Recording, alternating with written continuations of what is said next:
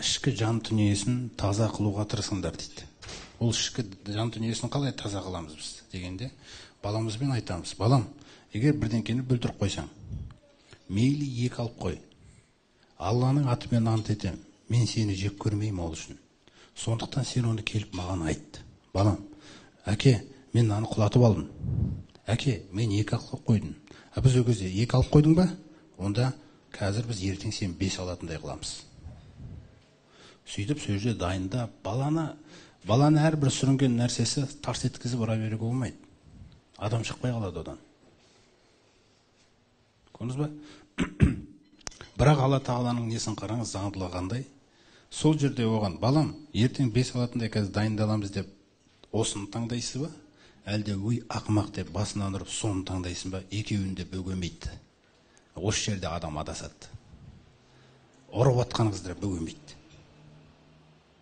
Неге? Өмірді реаліне қылғанда таңдау сенен шығып отыр. Қайсысын таңдайсыз? Баланы ұрып ақылды қыламайсыз ешқашан. Болды, сен оны сүмбірейтіп атсың, сүмбелек қылып атсың да, болды.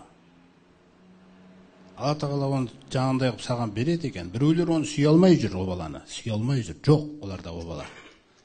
Олар төсегінің төріне отырғызып, жаңағы дәретін сындырып қойса да оларға ол соған жылап қуанатын еді олар. Біз кейде мына жерде бір жерге сиып қойса, сол үшін ұрғылап атады аналар. Бір керемет тазалықты үйренгендей. Болмайды ол. Оның барлығы қайтып сені ана қылды ғой. Ана қайтып ұрады оны. Жаңа бұтына сиып қойған үшін қайтып ұрады оны. Ол өзі ана деген атаудың өзін жаңа Міржақып Дулатов айтады.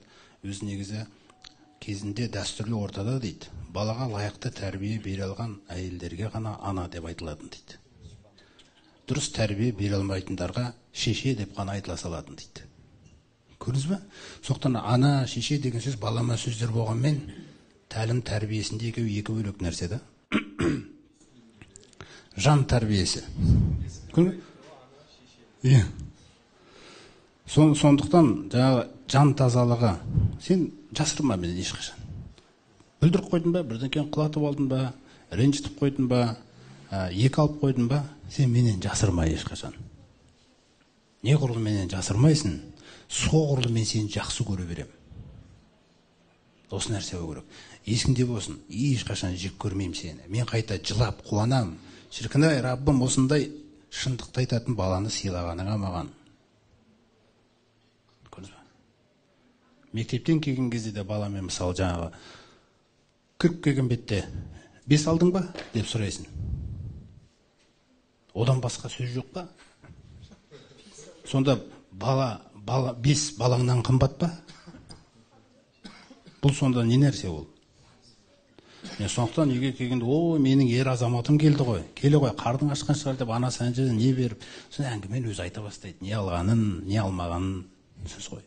Сондай мәселелер, соның бәрін ата-ана жағынан тәрбиеде үлкен қателіктер бізде кетіп жатқан.